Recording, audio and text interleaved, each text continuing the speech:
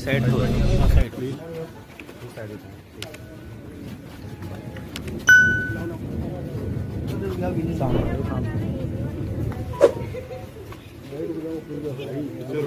भाई जी हिलाओ मत।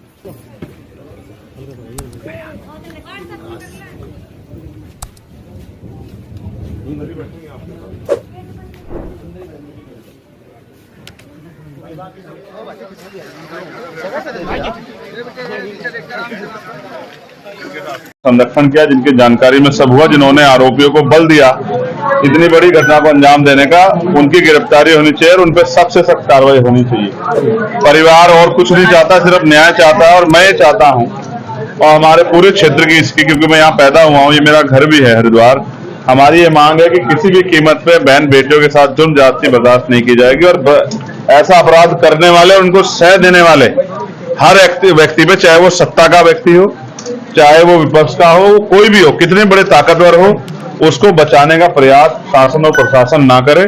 मैं समझता हूं जिस तरह की चीजें मुझे बताई गई है, मैं किसी निर्दोष को सजा के पक्ष में नहीं हूं, लेकिन दोषियों को बचाने के लिए अगर नेता, सत्ता में बैठे नेता अगर अपना योगदान देंगे तो उनको ये नहीं भूलना चाहिए कि परिवार उनके भी हैं, बच्चे उनके घरों में भी है, जिसका जाता उसे तकलीफ होती है। ये बहुत घटना जो है ये डरावनी घटना है और उत्तराखंड पुलिस के इकबाल पे बहुत बड़ा सवाल है।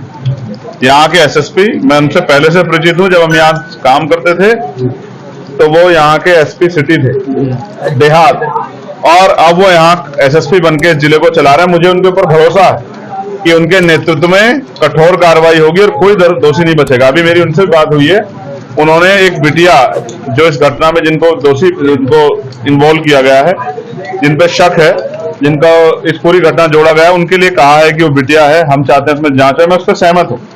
मैं नहीं चाहता किसी बच्चे के साथ कोई इस तरह का वो घटना हो, उसकी पूर्ण जांच हो जाए। लेकिन मुख्यमंत्री जी का 2 दिन पहले का एक बयान है, SC/ST एक्ट में जितने भी मुकदमे हैं और जितने भी उसमें आरोपी, पहले तत्कालिक उनकी गिरफ्तारी होनी चाहिए। जिस तरह से वो ताकतवर लोग बाहर रह के इस परिवार को डराने काम कर रहे हैं और बच्चियों में और पूरे दलित समाज में क्षेत्र के डर का माहौल है, जिस तरह से वो जो है इनको प्रलोभन और न्याय को प्रभावित करने का काम कर रहे हैं, ये सब अगर उत्तराखंड पुलिस की नाक के नीचे हो रहा है तो ये बड़ा सवाल खड़ा कर रहा है। कहीं ना कहीं संरक्षण सत्ता का अपराधियों को है। मैं मुख्यमंत्री से मांग करता हूं, मैं यहाँ के सीनियर अधिकारियों से मांग करता हूं कि अपनी जिम्मेदारी का निर्वहन करें। मुझे आशा थी कि उत्तराखंड के मुख्यमंत्री अभी यहाँ मंगलौर में चुनाव था, यहाँ आए थे, मुझे आशा थी कि वो यहाँ आके इस परिवार का दुख बांटेंगे।